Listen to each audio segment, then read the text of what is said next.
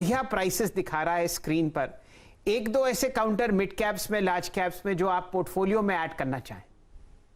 शैल जी, वो particular stocks तो मैं नहीं बोलूंगा, बट मैं कहूंगा बैंक्स ओवरडन हो गया है। तो चुनिंदा बैंक्स जो हैं, हाई क्वालिटी टॉप एंड के बैंक्स आज देखे जा सकते हैं। मुझे लगता है बहुत ज्यादा ये सेंटिमेंट बिगड़ गया। उसके पीछे कुछ नहीं है ऐसा, अभी ना साइंटिफिक बेसिस है।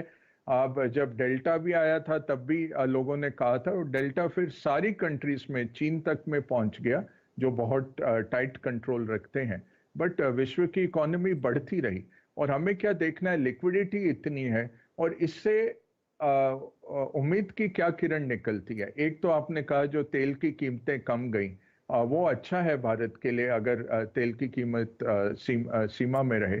दूसरा जो अहम बात है कि ये फिर एल्बो रूम देता है सेंट्रल बैंक्स को।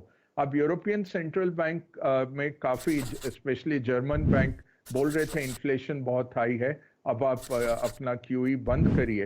अब लगता नहीं कि वो इतनी जल्दी में रहेंगे। सेम फेड की बैठक है दिसंबर में, अब उनको थोड़ा एल्बो रूम मिल जाता है कि हम देखते हैं कि ये किस तरह आ रहा है, और अभी हम जारी रखते हैं लिक्विडिटी।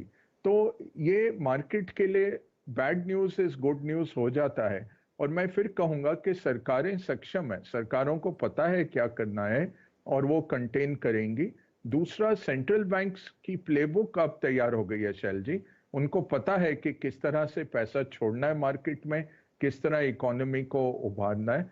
तीसरा, जो बॉन्ड मार्केट आपको आज दिखा रहा है, जो यील्ड्स गिरे हैं, यूएस में भी गिरे हैं, वो स्ट्रेट दर्शा रहे हैं कि लोग कह रहे हैं कि अगर ये आया तो इकोनॉमी में थोड़ा सा घाटा शुरू हो जाएगा, और उसके चलते आपका बॉन्ड मार्केट्स नीचे गिर रहे हैं कि फिर इन्फ्लेशन को टिकना मुश्किल हो जाता है। क्योंकि इन्फ्लेशन जो है सप्लाई साइड इन्फ्लेशन है, ओवर कंजम्पशन के कारण इन्फ्लेशन है।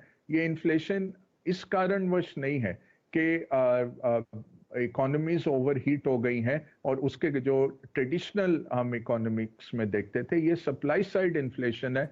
और मैं यही कहता रहा हूं कि इंटरेस्ट रेट बढ़ाने से ये इन्फ्लेशन काबू में नहीं आती। ये इन्फ्लेशन आएगी काबू में जब ये कैचअप कंजम्पशन रुकेगा। ये जो होड़ मची हुई है रिवेंज कंजम्पशन की, जब ये रुकता है तब ये काबू में आएगी, या बेस इफेक्ट के साथ अगले साल तक ये काबू में आ जाएगी। तो ये जो फेड फंड कर्व आपको दिखा रहा था कि शायद 3 रेट हाइक हो जाएं 2022 में, आज का कर्व देखना अच्छा रहेगा। आज तो खैर वॉल्यूम्स बहुत कम रहेंगी, मंडे को देखेंगे। मुझे नहीं लगता कि 2020 में एक से ज्यादा इंटरेस्ट रेट हाइक आएगी इस माहौल में। तो ये हमें जरूर देखना है। यूएस कंज्यूमर बुलंद है, ग्लोबल कंज्यूमर अच्छा कर रहा है, लिक्विडिटी बिल्कुल चल रही है। ये जो है रिस्क ऑफ, एक सेंटिमेंटल रिस्क ऑफ आज आया है, कॉन्सेंट्रेटेड आया है, और पूरा ग्लोबल स्केल पे आया है। तो इसलिए थोड़ा सा ये भय क्रिएट करता है जरूर। बट आप अपने एलोकेशन पे बैठे रहिए, और अगर क्वालिटी स्टॉक आज कुछ दिख रहा है और आपका एलोकेशन कम है, तो आज अच्छा, it's as good as time. कुछ भी दिनों में आज भी अच्छा दिन है कुछ निबल करने का।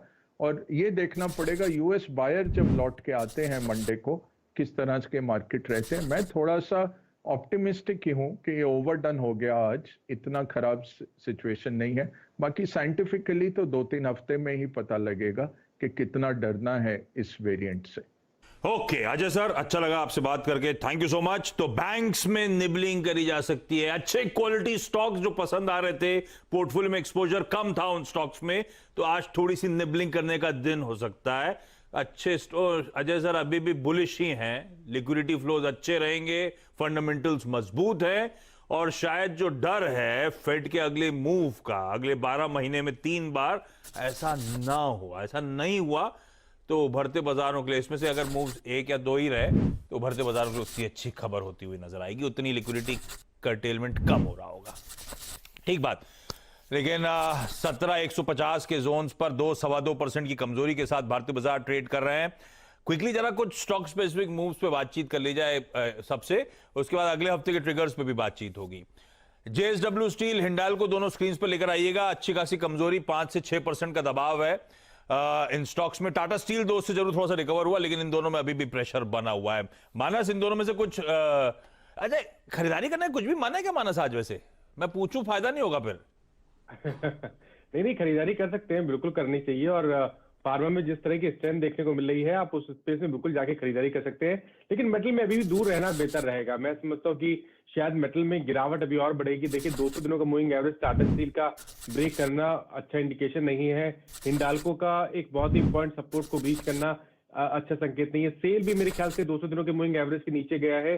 जिंदल स्टील भी 200 दिनों के मूविंग एवरेज के नीचे गया है। तो मेटल में तो बिल्कुल दूरी रखनी है, लेकिन फार्मा स्टॉक में बहुत सारे ऐसे स्टॉक है जहां पर आप खरीदारी कर सकते हैं।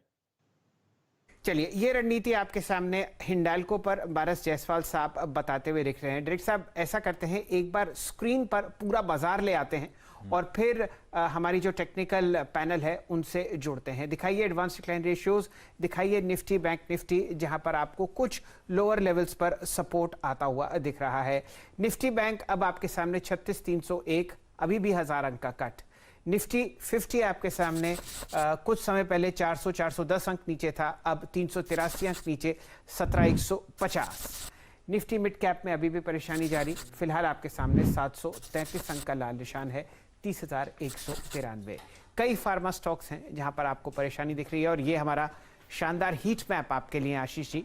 यहाँ पर आप देखिए फार्मा और कुछ आपको काउंटर्स मदद करते हुए दिख रहे हैं। एशियन पेंट्स पर खासा नजर रखिए, जो 5% कट आपने क्रूड में आता हुआ देखा है, वो इस काउंटर के लिए बहुत ही फायदेमंद है।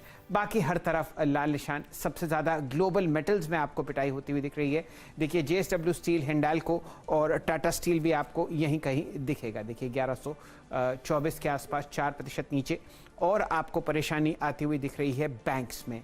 ICICI bank, HDFC, SBI, Kotak सब निचले स्तर पर आपको ट्रेड करते हुए दिखेंगे। तो ये सूरत हाल फिलहाल आपके सामने बाजार का है। डिवीज 5027, सिप्ला 7% ऊपर, डॉक्टर रेड्डीज में 4% की चहक, टीसीएस हरे निशान में आता हुआ, एशियन पेंट्स और नेस्ले पर ज़्यादा ध्यान नहीं देंगे क्योंकि ये बहुत ज़बरदस्त काउंटर है, कम से कम प्राइस में, तो यहाँ पर वॉल्यूम इतना ज़्यादा नहीं होता। डायरेक्टर साहब अब दिखाइए एडवांस डिक्लाइन रेशियोज, देखते हैं कितना चल रहा है। क्या अगला 1 घंटा सबसे बुरा सेल ऑफ आपके सामने लाएगा? क्योंकि अब आशीष जी वॉल्यूम बढ़ते हुए आपको दिख रहे हैं। हम लोग समझिए कि जो वॉल्यूम निफ्टी पर मापते हैं वो लगभग 25.5 करोड़ यूनिट होता है, जो कि कल था, और उससे अब हम लोग बढ़ चुके हैं 28 करोड़ यूनिट। तो देखते हैं यहाँ पर क्या सूरत हाल आपके सामने आता हुआ दिखेगा अगले 1 घंटे। चलिए अब अपने पैनल से जुड़ते हैं। आशीष जी, फार्मा के अलावा कुछ नहीं दिख रहा, कुछ नहीं दिख रहा। बिल्कुल सही। अब देखिए 17,100 भी खतरे में निफ्टी पर। अजीत मिश्रा साहब, क्या कीजिएगा? शायद जी देखिए, जिस तरीके से क्लोजिंग हो रही है, कॉज 100 डेज एक्सपोनेंशियल मूविंग है, नीचे निफ्टी क्लोज कर रहा है, बहुत सारे स्टॉक्स आपको दिखेंगे जो कि अपने क्रिटिकल सपोर्ट्स के नीचे ट्रेड कर रहे हैं। डेफिनेटली यहाँ पे आप अगर ट्रेडर हैं तो लॉन्ग साइड की पोजीशंस को एग्रेसिवली कैरी ना करें, और बेटर रहेगा शॉर्ट्स जरूर कैरी करें।